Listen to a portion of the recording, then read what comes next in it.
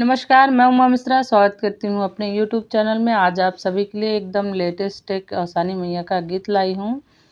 ऊंचे ऊंचे पहाड़वा से मैया वसान मैया नाही बाटना, संग में डोलिया कहाँ रवा हो कि नाही बाटना, संग में डोलिया कहाँ रवा हो कि नाही बाटना।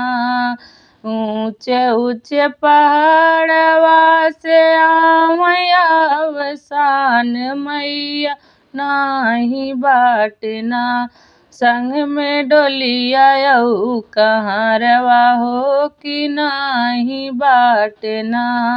अपने अंगनवा से बोलै हो कमानी दे उतरी हो तुना, मैया हमरे अंगनवा हो उतरी हो तुना, मैया हमरे अंगनवा हो उतरी हो तुना।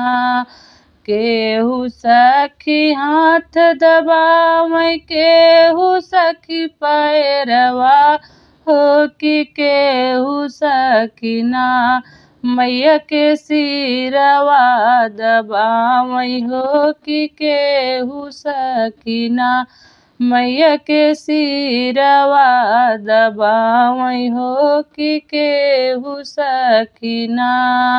आजू की रतिया मैया रहे न बसी जाती हो सबेरवा होतना, हो सबेरवा होतना, करबै तो हरी पूजनिया हो सबेरवा होतना, करबै तो हरी पूजनिया हो सबेरवा होतना।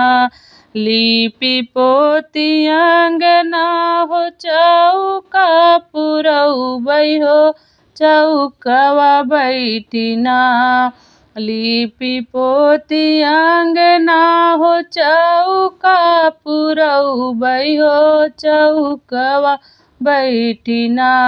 मैया ले अपन पूजवा हो चौकवा बैठिना, मैया ले अपन पूजवा हो चौकवा बैठिना।